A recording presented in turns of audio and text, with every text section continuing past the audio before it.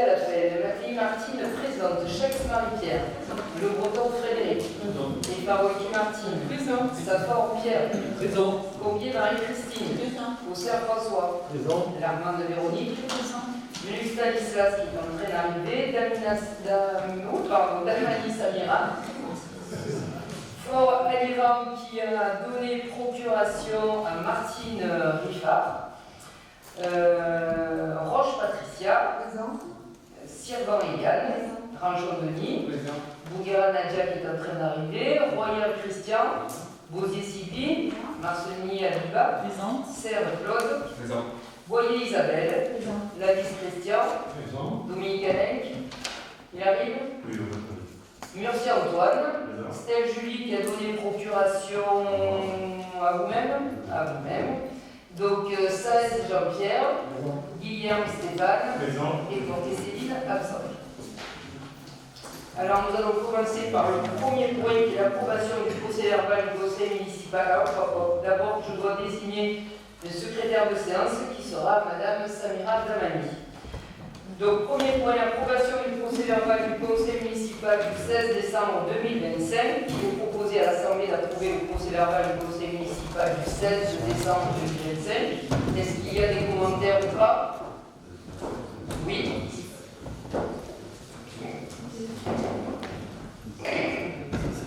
Oui, donc un commentaire, c'est qu'on a reçu par rapport à ce compte rendu du conseil municipal du 16 décembre un courrier daté du 5 janvier, en fin de journée, nous demandant de renvoyer avant le lendemain, le 6, nos remarques. J'ai essayé de regarder, j'ai regardé le compte rendu, je me suis aperçu que pour un point de la page 29, c'était incomplet, donc j'ai essayé de voir sur la vidéo si je pouvais compléter, donc il y avait une remarque. Alors, quelles sont vos remarques? Alors, les remarques, c'est que concernant la discussion que j'ai eue avec M. Le Breton ce jour-là, il manque à la fin de la discussion, ça n'apparaît pas. C'est quoi la fin de la discussion? La fin de la discussion, c'est qu'on a parlé d'un taux d'intérêt à 2,5% concernant la banque des territoires. Oui. Et puis, ça a été considéré comme fantaisiste, ce taux, en me disant que les taux en vigueur pour les banques traditionnelles étaient à peu près 4,5%.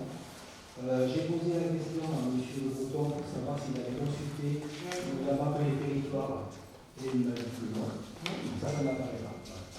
Et en fait, le taux de 2,5% n'est pas du tout fantaisiste parce qu'il existe bien. À l'époque, j'avais dit que j'avais... Non, on ne va pas recommencer le débat. Juste. On est là sur le débat. Voilà.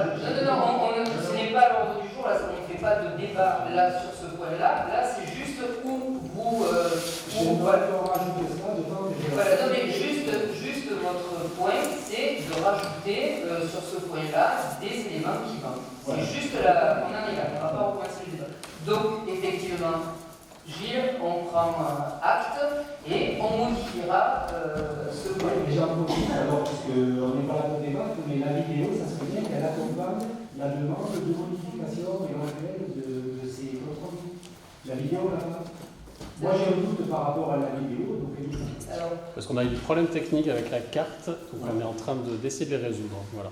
Donc dès que c'est résolu, on publiera le conseil sans problème. d'accord, donc on le retarde après. Pardon? On retarde la parution après que la vidéo est mise en circulation. Voilà, c'est ça. Ouais. D'accord. voilà. C'est bon? Si c'est bien. Voilà. Ok.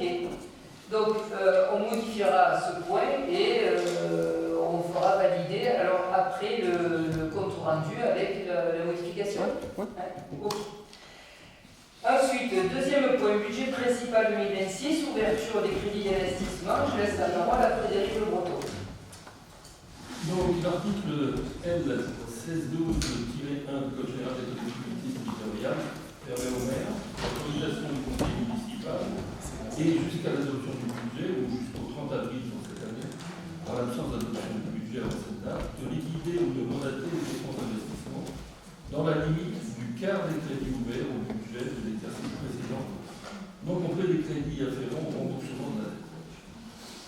Cette autorisation vient en complément des restes à réaliser et reporter en début d'année au regard des dépenses autorisées ou du budget engagé avant le 31 décembre. doit préciser le montant et l'affectation des crédits. Il nous a donc été proposé une liste d'investissements anticipés. Nous allons revenir dessus si vous avez des questions.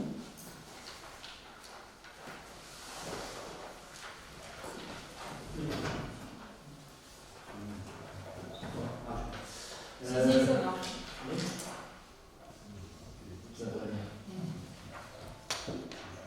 Il y en a un qui a gagné l'autre, celui de M. Saïd. Alors, voilà. Parfait.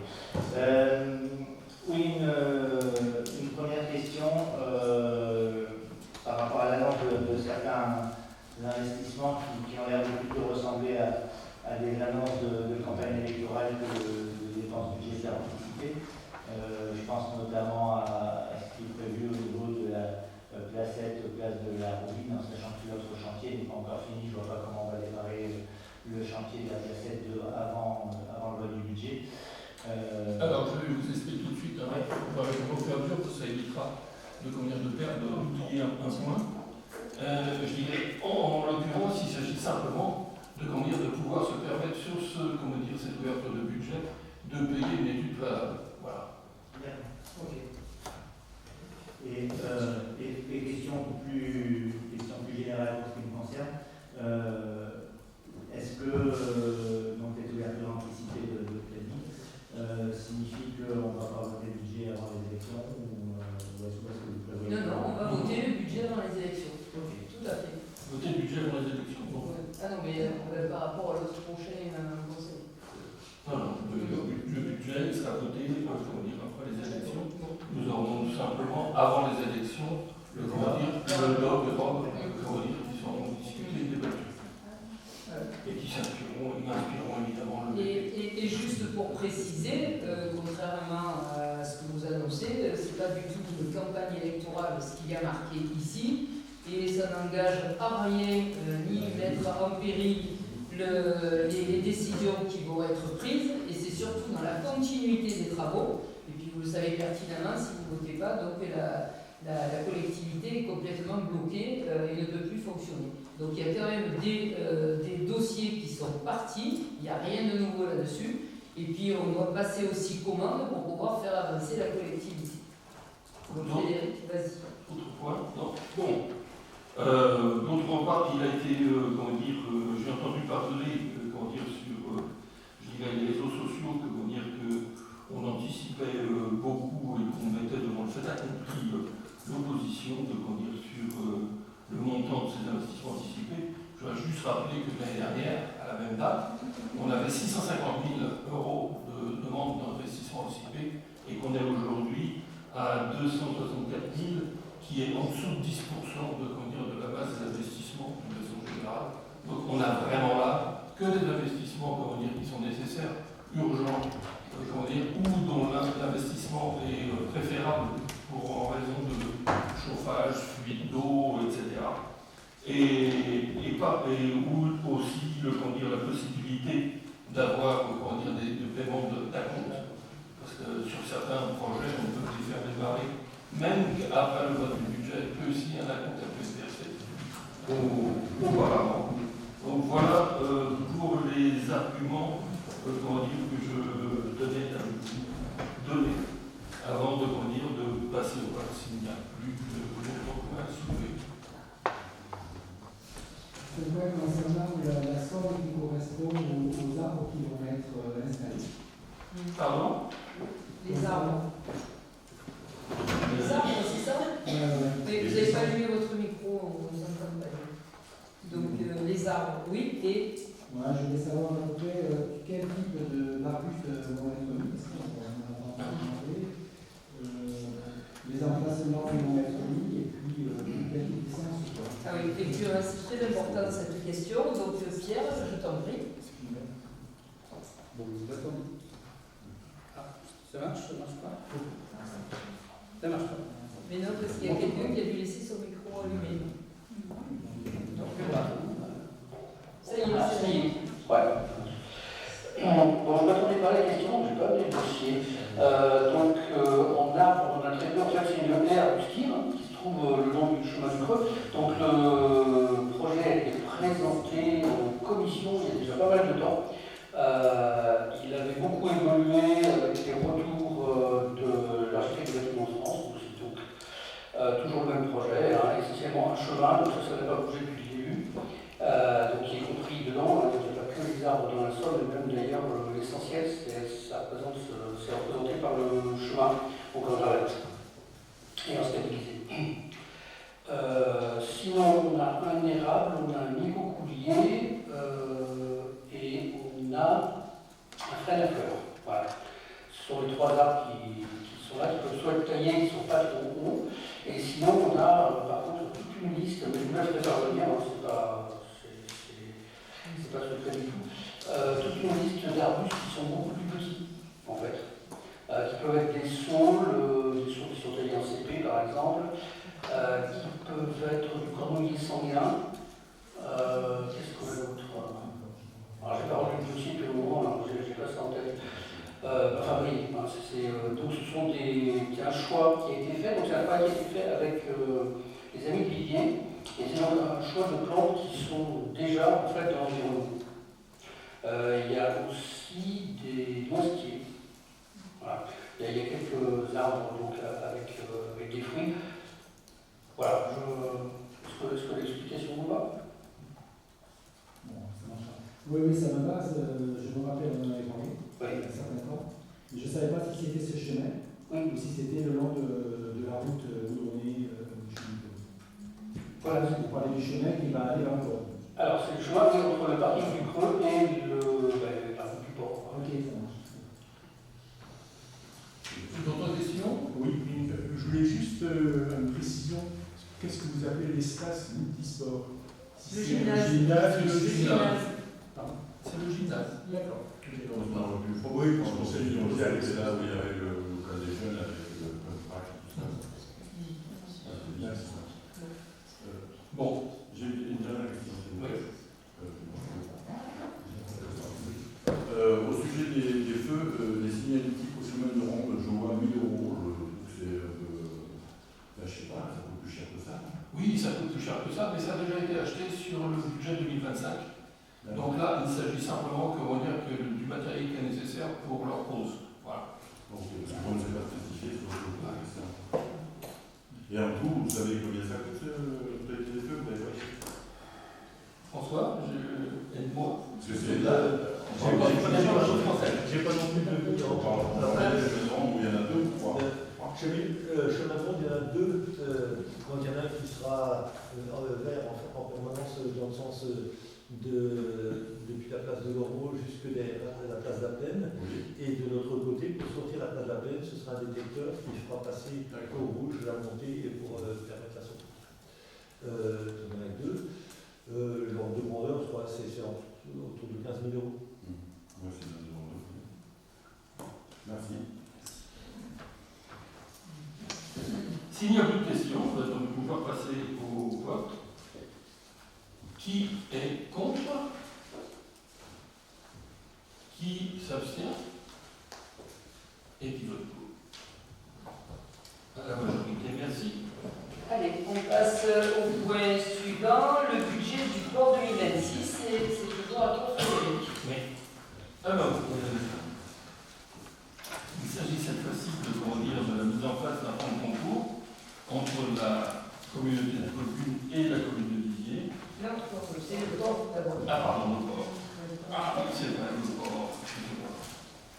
Eh bien oui, nous avons la même opération à réaliser pour les ouvertures de crédit d'investissement. Et en l'occurrence, l'investissement que nous souhaiterions pouvoir anticiper, ce sont des réfections des bureaux sanitaires et toitures de la capitainerie qui commencent à mal vieillir et qui sont dans un état difficile.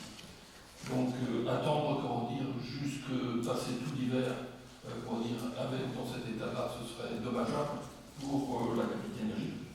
Et donc nous sollicitons du Conseil qui nous autorise à investir par anticipation sur cette position. Et puis je dirais aussi que la capitainerie est surtout ouverte quand il y a les Asiris qui arrivent, des plaisanciers, et qu'il serait souhaitable de réaliser les travaux avant l'ouverture de la saison. S'il n'y a pas de questions, on passe au vote.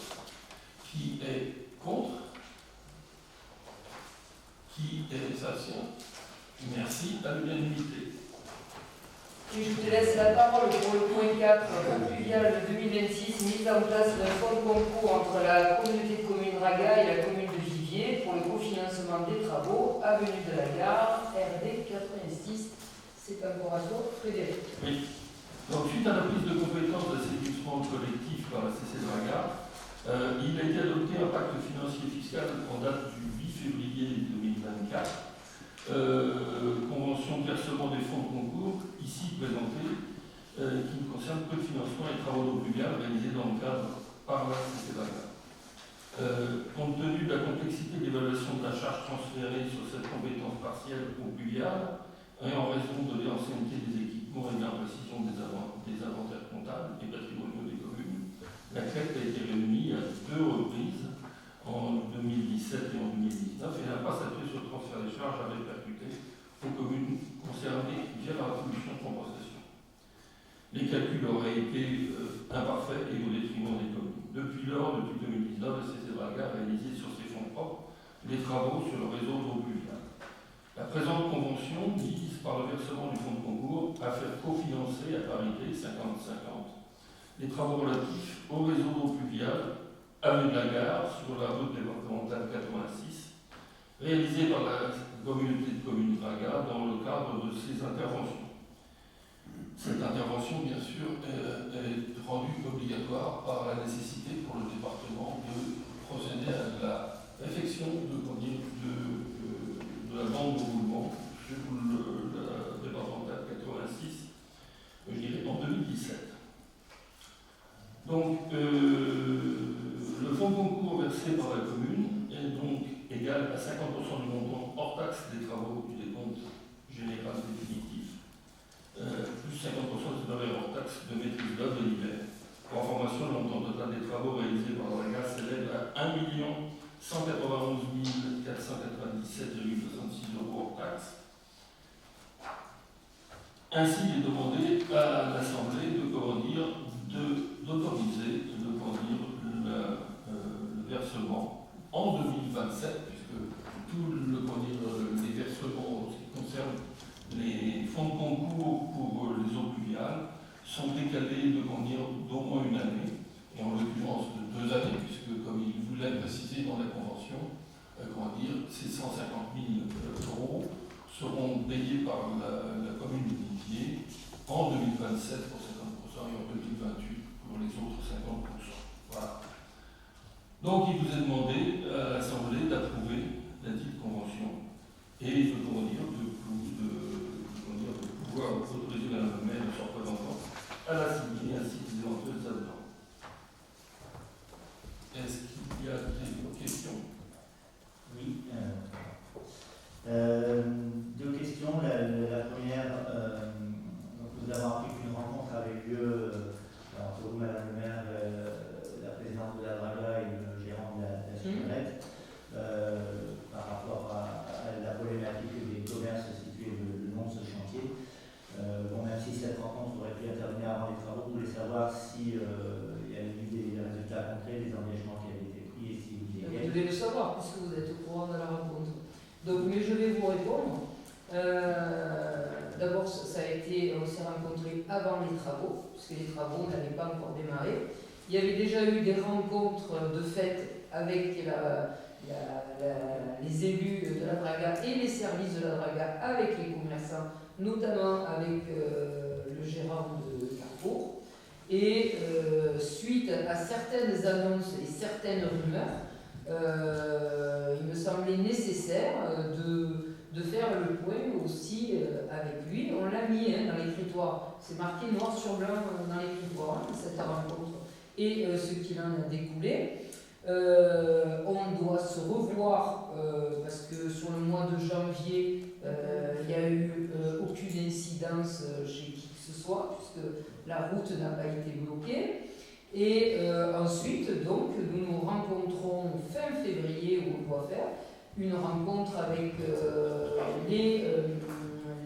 notamment, c'est surtout le gérant de Carrefour, puisque les autres nous les avons pas vus, où il doit faire le point et nous mener ses bilans.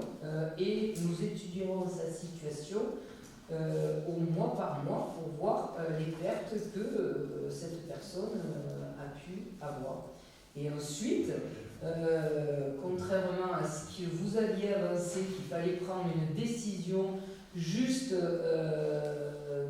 avant le démarrage des travaux, nous nous sommes renseignés auprès des services juridiques, auprès d'un avocat. Si jamais il y avait effectivement perte avérée, à ce moment-là, nous prendrons la décision de pallier ou pas pour pallier à ce manque de perte que ce commerçant aurait. Donc on a absolument la possibilité de le faire après coup.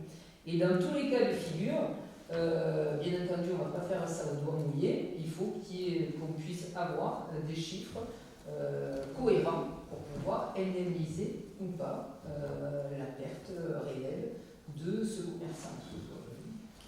Oui, donc je constate que les débats en conseil communautaire pour vous sont des annonces et des rumeurs, puisque en conseil communautaire, il avait été clairement dit que la communauté de communes n'interviendrait pas financièrement, que ça ne s'était jamais fait et qu'il n'y aurait aucune raison que ça se fasse à Viviers. Donc, je ne parle pas des rumeurs du conseil communautaire. C'est pas vos rumeurs. Non, mais continuez. Non, c'est pas vos rumeurs. Vous lancez des accusations. C'est quoi vos rumeurs? Ne commencez pas à lever le ton. Mais je ne laisse pas le temps. Je demande. Ne commencez pas à lever le ton, monsieur. Quelles sont les rumeurs? Quelles sont les rumeurs, justement, quand il y a eu tous ces collectifs qui ont été faits, puisque là à l'heure actuelle, on essaie de chercher des campagnes électorales, donc on essaie de s'engouffrer dans la moindre faille. Donc on n'a jamais dit qu'on n'aiderait pas justement les commerçants, et vous pensez bien que ça a été une obligation pour la commune de Viviers, puisqu'à 3 mois des élections, il faut quand même être courageux pour pouvoir porter ce genre de chantier. Donc moi j'ai eu une obligation, c'est pas Martine Mattei qui a décidé d'un coup, comme vous dites, pour reprendre le terme, d'emmerder les Vivarois. Donc à un moment donné... Ne mélangez pas tout, quand j'ai parlé d'emmerder les Vivarois, c'était pas du tout à ce sujet-là. C'était pas ce sujet-là, mais je reprends, puisque vous avez osé le dire. Ah ben oui, mais parce que pour le coup, vous emmerdiez les Vivarois. Oui, les contrats supplémentaires. Avant que je parle, monsieur Ali, donc vous parlez, voilà. Donc ce qu'il y a, c'est que justement, les travaux, ce n'est pas Martine Mattei qui les a lancés, c'est pour le bien de la commune aussi, parce qu'ils sont nécessaires ces travaux. On ne fait pas des travaux comme ça. Voilà. Sauf que à un moment donné, là, ça se passe dans cette période, bien entendu, il y en a certains qui vont se frotter les mains. Mais le problème qu'il y a, c'est que nous, on a toujours essayé de trouver une solution. Jusqu'à présent, ça n'a pas été fait sur la communauté de communes. Il y a eu d'autres chantiers où on vous l'a expliqué. Il y a eu des commerçants qui ne sont pas manifestés. C'est pas pour autant, il y a peut-être des commerçants qui ont fermé, etc., etc. Donc on a essayé de trouver, puisque c'est une première sur la communauté de communes, on a essayé de voir comment on pouvait régler ce problème-là. Donc c'est pour ça que nous avons rencontré, c'est pour ça qu'il nous fallait un retour du service juridique, c'est pour ça qu'il fallait prendre attache aussi auprès d'un avocat pour savoir quelles étaient les possibilités. On ne peut pas indemniser qui que ce soit tant que les travaux ne sont pas terminés, voilà, et tant qu'il n'y a pas une preuve concrète d'une perte de quoi que ce soit, avec les exercices de 3 années en arrière. Voilà. Donc ça sera demandé. On va demander le premier exercice déjà au mois de février pour faire un comparatif entre les autres années et le mois de février. Et ensuite, nous aviserons de ce qu'on doit faire. Après, ce n'est pas une indemnité par rapport à l'euro près de ce qu'il a perdu. Il y a un calcul savant qui se fait derrière pour savoir à combien on peut indemniser ou pas. Voilà. J'aimerais qu'on revienne à la délibération, si ça ne vous gêne pas, puisque la délibération ne concernait pas absolument la mise en place d'un fonds de concours. Et pas du tout, je dirais, un conflit ou un intérêt entre la Traga qui exécute des travaux et les commerçants eux-mêmes. Donc, je voulais juste préciser quelque chose pour éviter que ça s'échauffe pour rien du tout, on ne parle pour rien dire, de part et d'autre, ça s'échauffe pour rien. Il y avait eu une réunion publique, vous étiez présents, et puis les gens de la Traga avaient dit que ça s'était déjà fait. Je rejoins Madame Le Maire, mais je rejoins aussi Dominique, parce que vous dites la même chose, mais vous ne savez pas où comprendre. Et ça avait été dit que ça n'avait pas été fait avant, ce genre de situation. Nous, ce qu'on veut, c'est que ces situations-là puissent s'arranger avec des moyens qu'on puisse trouver tous ensemble, et pas tirer à la fin.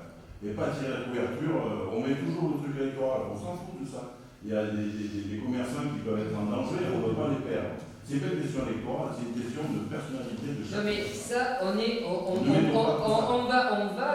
on tire dans le même sens. Ben voilà. Donc à un moment donné, c'est quand même une compétence Draga, ce sont des décisions, Oui. certes, je suis élu à la Draga, il y en a plusieurs autour de la table qui sont élus, à un moment donné, on porte une réflexion là-dessus aussi, ça ne s'est jamais fait. Par contre, ce qu'il y a, et pour tout dire, c'est-à-dire que dans le règlement, à l'heure actuelle, de la communauté de communes, ça n'existe pas, ça. Je le sais. Voilà. Donc, pour que ça puisse exister, il faut aussi le faire voter et changer la donne. À quelques mois d'une élection, on ne sait pas qui va être élu, qui va siéger au sein de la Draga. Donc, j'espère que ça va être porté. Et alors, le problème qui risque de se passer, c'est-à-dire que les commerçants d'autres communes qui n'ont pas été indemnisés. Donc ça peut faire une jurisprudence. Voilà. Donc ce qui veut dire pourquoi à Viviers et pourquoi pas à Saint-Just ou à Saint-Martin. Ils ne l'ont pas demandé. Voilà. Certes, ils ne l'ont pas demandé. Mais je veux dire, c'est quand même une injustice quelque part si on indemnise Viviers et même les autres qui n'ont pas demandé. Donc pour qu'il puisse avoir une justice sociale pour tout le monde, il faudrait changer justement ce règlement pour dire qu'en cas de travaux qui s'avèrent nécessaires, et notamment pour les commerçants, on indemniserait à hauteur de 20%, 15%, 30%, peu importe, voilà, tout sujet. Mais pour que ça puisse se faire, on est dans l'obligation de faire. Sauf que on n'a pas pris de décision en conseil communautaire parce que nous, on n'avait pas pris le temps de la réflexion aussi sur ce sujet. On a pris cette réflexion-là après coup, c'est pour ça qu'on a rassuré les personnes qui sont là et en disant que dans tous les cas de figure, l'indemnisation se ferait après les élections municipales et ensuite les élections communautaires. Et après les travaux. Non mais comme les travaux vont venir après, la fin des travaux va venir après les élections, ça va être à cheval, comme vous dites, et à ce moment-là, on pourra prendre une décision et ensuite pour pouvoir faire l'indemnisation. Donc pour l'instant, c'est pas grave de ne pas avoir pris de décision puisque les travaux ne sont pas achevés. Donc on est dans la bonne voie, si je puis dire. C'est ce que je voulais vous dire, voilà. on aille tous dans le même sens, sinon on s'en voilà, mais seulement, bon, il y a une façon de dire les choses aussi. Allez. Il y a malgré tout quelque chose à prendre en compte, y compris au niveau communautaire commune, c'est à ma connaissance le seul chantier d'intérêt départemental. C'est-à-dire que les autres chantiers, lorsqu'on fait allusion à Bourse-Pandéol ou d'autres lieux de la communauté commune, il s'agissait d'initiatives communales, c'était tout à fait différent. Non. Il y a eu des chantiers départementaux aussi. Donc il y en a eu aussi. À Bourse-Pandéol. Voilà, si, il y a eu à Bourg et il y a eu aussi à Saint-Just. Mais que ce soit départemental ou pas, je ne vois pas l'intérêt de cette intervention. Voilà.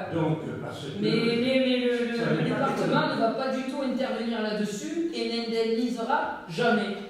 Voilà, donc alors que ce soit départemental ou pas. Non, mais le département ne fera pas. Juste une question. Est-ce que l'État, il n'y a pas des aides de l'État? Parce que là, on parle du département, de la Draga. Est-ce qu'il n'y a rien de prévu? Et vous imaginez le nombre de chantiers qu'il y a si il y a pas. L'État, elle se situe à un niveau qui est très éloigné. Il y a quand même sur Non, la dizaine de l'État. Alors l'État très éloigné, et quant au département, on a déjà abordé le sujet, le département n'a jamais indemnisé et n'indemnisera jamais ce genre de dossier. Après, ça concerne, c'est quand même une obligation de la part du département, puisque c'est lui qui nous a collé les dates et qui nous a collé le truc. Après, on ne va pas se plaindre parce qu'on parle de tout ça, mais ils investissent quand même plus d'1 million pour la commune de Villiers. Donc, et c'est important aussi pour les riverains qui sont autour. Parce que si on ne change pas tous les réseaux, etc., on risque d'avoir un problème avec l'eau. Donc, on est obligé d'y passer. Mais oui, enfin, c'est un vrai, enfin, même si c'est privé. Mais c'est sûr que c'est toujours la panique dès qu'on fait des travaux. Et voilà. Donc, on essaie de voir ça. Et il y a une possibilité de pouvoir prendre position dans le déroulé que je vous ai dit. Donc, je pense qu'il y a pas de problème. Parce que ces commerces, ils rendent un vrai service public, entre guillemets. Exactement. Et je pense que tout le monde en est conscient, tout le monde éventuellement se dépanne, fait ses courses là-bas, etc. Donc c'est important de pouvoir maintenir ça. Après, il y a des chiffres qui ont été annoncés, des 150 000 euros de pertes, des 80 000, des là. Comment on peut annoncer ce genre de truc sans avoir quelque chose de factuel? Je ne dis pas à vous, monsieur Mathieu, arrêtez de vous sentir persécuté. Voilà. Voilà. Ce n'est pas vous, non, mais sur les réseaux sociaux, dans les rumeurs, voilà, ils vont perdre 150 000 euros, 80 000, 200 000, donc voilà, c'est la surenchère. Voilà. Voilà, on y va, Frédéric. Bon, moi, je pense que maintenant tout est clair. J'ai une deuxième question par rapport à ces travaux. Puisqu'effectivement, le département interviendra ensuite en 2027 pour reprendre la chaussée et sera, quoi qu'il en dise, potentiellement concerné aussi si jamais il y a des pertes non négligeables pour les commerces, ils pourraient être concernés de la même façon. Mais c'est pas ça ma question, je voulais savoir est-ce que lui il se contente de reprendre la chaussée ou est-ce qu'il y a un autre projet qui a été retravaillé avec la commune par rapport aux mobilités douces et notamment à l'aménagement cyclable, parce que ce qui était existant avant avec une pseudo-piste sur les trottoirs sur lesquels se gardent en permanence des poids lourds et où poussent des herbes, ça ne marche pas. Donc est-ce qu'on remet juste en état ou est-ce qu'il y a bien une vraie réflexion à l'occasion de ces travaux pour refaire une vraie liaison cyclable? Le département s'est engagé uniquement sur les étapes de la route proprement dite et pas des abords d'une voie douce. C'est très clair là-dessus. Et je pense aussi que ça permettra aussi d'avoir un temps à nouveau d'immobilisation de cette route plus limité que si on se lançait dans un projet avec des voies douces qui nécessiterait qu'on ait un allongement du chantier, je dirais, notable. Voilà. S'il n'y a plus de questions, merci de me permettre de passer au vote. Concernant la mise en place du fonds de concours, qui est contre? Qui s'abstient? Merci pour votre appel. À l'unanimité. Alors, on va passer à l'urbanisme, session d'un chemin rural. Alors, on l'avait passé au dernier conseil municipal en date du 16 décembre, concernant le déclassement d'une partie de la voie communale. Cette portion de voie devenue chemin rural ne présentant pas d'intérêt pour la commune, il est proposé de répondre favorablement donc à la demande de la SCI Perchel. Cette session pris attache auprès des domaines, nous la cédons à hauteur de 675 € et le propriétaire est d'accord pour payer cette somme-là. Est-ce que vous avez des questions? Donc qui est contre? Qui s'abstient? À l'unanimité, je vous remercie. Dénomination et numérotation d'une voie privée ouverte à la circulation publique, création d'adresse. Alors c'est pour le bâtiment de Barulas, puisqu'on a été dans l'obligation de prendre une rue, parce que le nom d'une rue, puisqu'il y avait des problèmes avec les services de la poste par rapport au courrier, tout ça, etc. Cette démarche essentielle pour la sécurité des habitants, l'efficacité des services publics et la valorisation du patrimoine s'inscrit dans une volonté de modernisation et de clarté administrative. En 2020, un permis de construire a été déposé pour les 20 logements sociaux à Barbelas. Et aujourd'hui, il est proposé la dénomination de la voie, la numérotation des logements dans le respect des règles d'adressage légal. Ces informations seront ensuite transmises à la base de l'adresse nationale.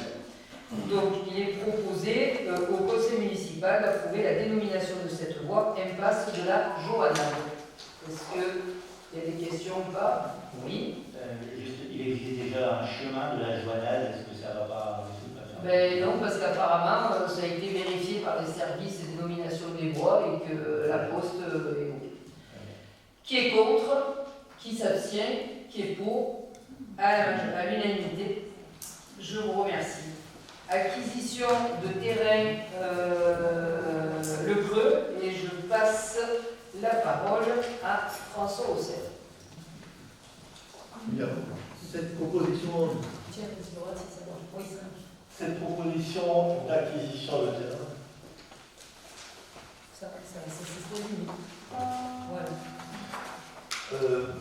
se situe dans la démarche qui est engagée depuis plus de 2 ans sur l'aménagement d'une voie douce pour faire la liaison entre la Via Bona de Bord et puis ensuite plus loin jusqu'au Teil. Et donc sur cette première tranche, il y aura un élargissement de la voie pour avoir une voie douce réservée aux cyclistes et une voie circulable réservée aux véhicules motorisés. Donc on avait déjà rencontré les propriétaires il y a 1 an et demi sur la question. Entre-temps, le département a changé ses exigences, donc le projet est encore en voie de finalisation pour qu'on puisse permettre à tous les véhicules d'aller vers le port et de ressortir sans poser de problème à la base du pont de Châteauneuf. Et dans ce contexte-là, les riverains ont un certain nombre répondu de façon positive et même certains de façon insistante, puisque les 2 terrains qui sont présentés aujourd'hui à la délibération sont 2 terrains dont les propriétaires sont très heureux de se défaire parce qu'il s'agit de succession et que les propriétaires souhaitent récupérer les 3 francs 6 sous que ça représente. Et pour nous, c'est intéressant parce que ça permet déjà d'annoncer la réalisation de ce chemin, donc d'anticiper sur l'élargissement de cette voie de Petit Breton, comme elle s'appelle. Donc, à ce sujet, donc, il y a 2 terrains qui sont cadastrés AO 57 pour 1405 m² et AO 71 pour 2219 m², pour une superficie totale de 3624 m². Donc, par rapport à l'estimation qui est faite par les domaines, donc on propose le rachat de ces parcelles à 1 € le m². Donc, il est proposé au conseil municipal de décider de cette acquisition dans le but d'aménager cette voie d'eau cyclable doublée d'une voie automobile le long du chemin du Petit Breton. Question? Je vous propose de passer au vote alors instantanément. Est-ce qu'il y a une opposition à l'achat de ces 2 parcelles? Qui est contre? Qui s'abstient? Alors, je vous remercie de votre accord. Alors, on va finir ce conseil municipal avec les décisions du maire adoptées du 17 décembre au 20 janvier. Numéro et date 2026-01 du 14 janvier 2026, service urbanisme patrimoine, restauration du clos et du couvert de l'aile nord de l'hôtel de ville, demande de subvention à la région Auvergne-Rhône-Alpes et le département de l'Ardèche pour les fouilles d'archéologie préventive pour un montant de 86 695 €. Donc, et pour finir ce conseil municipal, il y avait... Oui. Par rapport à ces décisions, donc il y a eu pas mal de décisions de subvention, c'est bien. Sauf qu'on n'a aucune visibilité sur celles qui sont accordées. Les plans de financement ne sont pas à jour sur le site internet depuis le mois de février 2025. Ils ne sont pas affichés sur le site des travaux comme c'est obligatoire depuis 2020. 2020. Oui. Donc ce serait bien à un moment donné de se mettre en conformité avec les obligations. Alors, c'est pas moi qui le fais, hein, je ne suis pas administrative ni Non, mais secrétaire. c'est Donc, vous qui dirigez les services de la mairie. tout à fait. Voilà. Donc, Monsieur Boucher, vous avez noté? Ok. Alors, question orale. Construction du nouvel EHPAD. Monsieur Murcia, c'est à vous. Mais écoutez, je vais vous lire effectivement les propos que je vous ai envoyés, parce que c'est assez long. Oui, non, Si.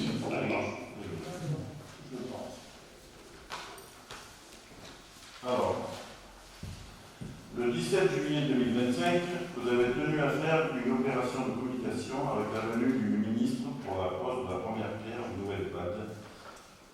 Plus de 6 mois après, nous attendons toujours la deuxième pierre.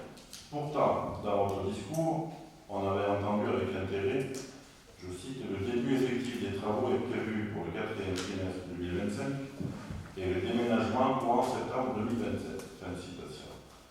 Aujourd'hui, nous sommes inquiets, car ce n'est pas un sondage pour la géothermie réalisé il y a quelques semaines qui peut nous laisser espérer un début effectif des travaux rapidement. En effet, l'appel d'offres pour les travaux de construction n'a toujours pas été publié. Ce retard pour la publication de l'appel d'offres nous interroge. Donc, la question. Pouvez-vous nous indiquer les raisons de ce retard dans le lancement des marchés de travaux? Existe-t-il des difficultés liées au financement du projet? Quelles sont précisément les conditions de l'emprunt de 14 millions d'euros annoncés et quelles conséquences cela pourrait-il avoir sur le futur prix de la journée pour les résidents? Quand la consultation pour les marchés de travaux sera-t-elle effectivement lancée? C'est ma dernière question. Et je finis. L'établissement actuel est en souffrance, tant pour les résidents que pour les personnels. Le nouvel EHPAD constitue un enjeu majeur de santé publique et ne peut se résumer à des annonces sans traduction opérationnelle.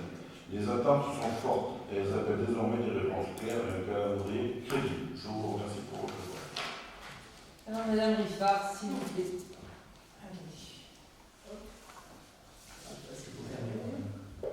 Voilà, ça marche. Merci. Bien. Donc, il ne nous a pas échappé que ce n'est pas un chantier que pilote la commune. Mais néanmoins, moi, je partage tout à fait le diagnostic que vous avez fait concernant la vétusté de ce bâtiment. Par contre, on peut le dire, hein, si les équipes municipales précédentes s'étaient préoccupées à temps de la dégradation de cet établissement, ce sont une adaptation qui ne date pas d'aujourd'hui. Nous n'en serions pas à déplorer le temps que prend la réalisation de ce chantier, qui est quand même un chantier de dimension importante pour notre commune, mais importante aussi en taille. Alors, aujourd'hui, où en est-on? Donc, pour ce projet de reconstruction qui est porté par le centre hospitalier intercommunal pour Saint-André-Olivier, je le répète, les financements sont validés et programmés par l'État et le département. L'hôpital a fait tous les efforts nécessaires pour crédibiliser et équilibrer son plan pluriannuel d'investissement qui a été adopté. Et nous avons racheté le terrain à la Draga et l'avons offert à l'hôpital pour cette reconstruction, comme vous le savez. Donc tous les feux sont désormais au vert au niveau du centre hospitalier et je peux vous garantir que si nous n'avions pas enclenché ce projet de reconstruction à temps, il aurait été très difficile de le faire plus tard. Car vous ignorez pas que les aides de l'État, des départements de la région seront sans doute à l'avenir beaucoup plus difficiles à mobiliser. Vous avez parlé des emprunts. Ils ont été bien négociés par l'hôpital à un taux plus intéressant que prévu. Alors si vous voulez, je vous donne le détail. Pour moitié, 6,5 millions d'euros à 3,13% en fixe. Et sur moitié, 6,5 millions aussi. Au taux du livret A sur 30 ans, avec plus 0,6 en variable. Vu l'évolution du livret A, voilà, je pense que c'est plutôt une bonne chose. Bien évidemment, comme tous ceux qui attendent avec impatience que ce projet se réalise, nous aussi, nous piaffons d'impatience et regrettons fortement ces délais supplémentaires. Mais on dirait que certains s'ingénient à mettre des bâtons dans les roues de ce projet. Nous ne sommes pas dupes, nous imaginons aisément d'où peuvent venir les mauvais coups, surtout à l'approche de certaines élections. Notamment, des études jamais menées jusque-là, bien que nécessaires, avec toutes les constructions déjà réalisées et les projets envisagés antérieurement sur ce terrain, sont lancés, comme par hasard, par les services concernés au niveau des eaux pluviales, ce qui vient ralentir le déroulé des études de l'équipe de maîtrise d'œuvre. En synthèse à ce jour, du fait du déroulé de ces études, l'avant-projet définitif numéro 1, déposé le 11 juillet, a dû être repris et l'avant-projet définitif numéro 2 a pu être validé par le maître d'ouvrage, mais le 19 décembre 2025, c'est-à-dire 5 mois plus tard. Le dossier pro, qui est la dernière phase de conception du projet, est en cours de finalisation. Le rendu du dossier pro est attendu pour le 27 février prochain et il sera suivi de l'élaboration du dossier de consultation des entreprises qui permettra ainsi de lancer les marchés publics. Il reste en fait 2 zones d'ombre en termes de délai et d'options à retenir.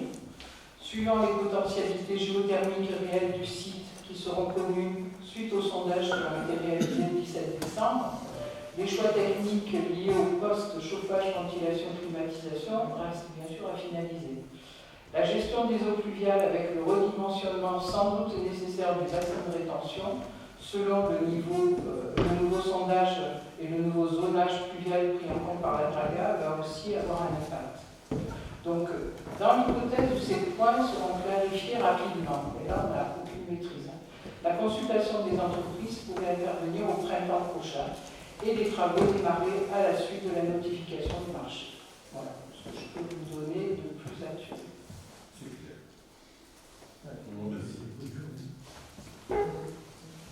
Deuxième question orale, monsieur Alain, c'est à vous. Ah, oui.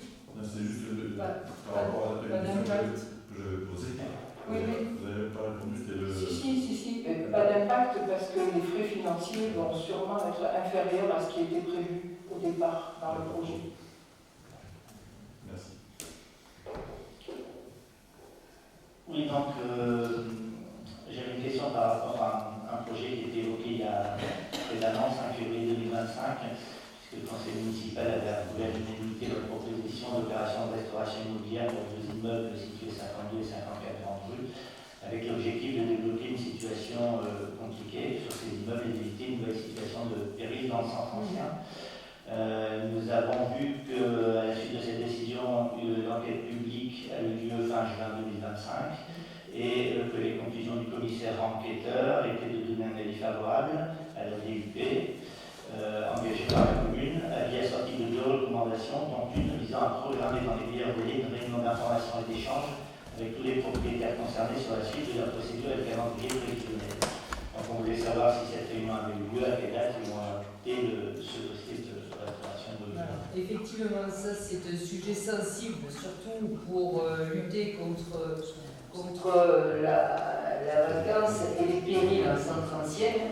Là aussi, si on s'était pris bien en amont, on n'en serait pas là aujourd'hui. Donc, après échange avec les services de l'État et compte tenu des difficultés d'échange de prise de contact avec les propriétaires des immeubles concernés, ce qu'il faut dire est que là, il y a une famille qui est très nombreuse et qui ne s'entendent pas déjà entre eux. Certains habitent à l'étranger et ça a été très compliqué de pouvoir joindre tout le monde. Concerné par cette théorie, donc des difficultés qui sont également ressorties dans le cadre de l'enquête publique. Nous avions convenu, et ça a toujours été noté, d'organiser cette réunion une fois que l'arrêté préfectoral prononcé par le préfet, donc, et seulement après sa signature, nous engagerions une réunion. C'est un événement qui est très récent, puisque effectivement on a démarré ça au mois de février, mais bien en amont, puisque sur l'habitat dégradé, ça fait un petit moment qu'on y travaille quand même dessus, puisque ce décret a été signé par le préfet seulement le 9 janvier 2026 et qu'il a été transmis aux collectivités locales le 19 février 2026, c'est-à-dire juste il y a 2 ou 3 jours. Janvier 2026, juste il y a 2 ou 3 jours. Concernant cet arrêté, les mesures de publicité ont été réalisées sur le site internet dès le 19 janvier, dès que nous avons su que le préfet avait signé l'arrêté, ainsi que sur la borne à l'entrée de la mairie.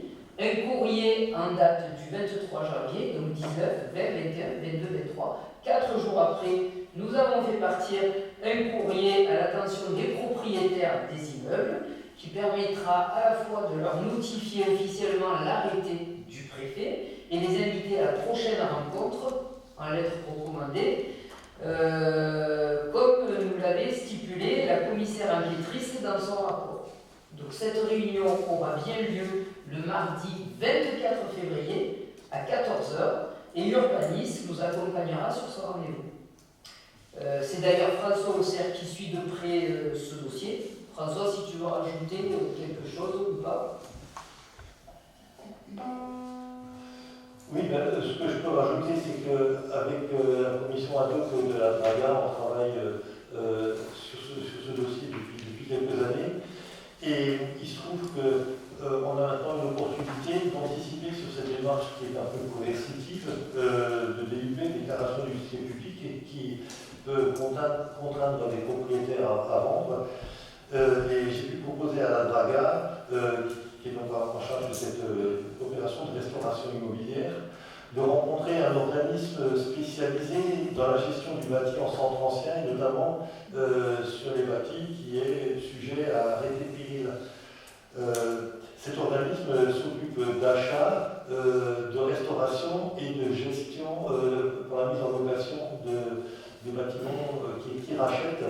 Donc il faut une offre de rachat aux propriétaires qui sont très souvent contents de se défaire de leurs biens parce que derrière, comme il y a une déclaration de mise en péril, ils sont contraints de faire des travaux pour éviter qu'il y ait un péril sur le domaine public. Et donc cette rencontre, on est en train de programmer dans les semaines qui viennent. On vient de faire un web pour voir avec cet organisme en fonction de ses disponibilités ce qui correspond le mieux à tous les partenaires qui sont concernés par cette opération. Et je peux même dire qu'au-delà de cet îlot, nous sollicitons également dans la venue de cet organisme la visite d'une partie du terrain immobilier de la BNB Chevalier qui est à l'angle de la rue Montable, qui pose problème aussi et qu'on va être contraint de mettre en arrêté de péril. Cette agence, c'est pas n'importe laquelle, elle a été recommandée par le réseau national Sites et Cités Remarquables de France, auquel nous adhérons depuis quelques années et avec lesquels on travaille de façon très très positive. Voilà, donc effectivement, et pour nous c'est un sujet et un domaine très important parce que ça va nous éviter quelques catastrophes et sachant que c'est la collectivité qui sera obligée de payer, propriétaire ou pas. Et souvent, dans ces successions où il y a de nombreux propriétaires, c'est très compliqué déjà à se mettre eux d'accord et puis ensuite de pouvoir tous les choisir. Plus rien n'étant à l'ordre du jour, je vous remercie. Le conseil municipal est terminé.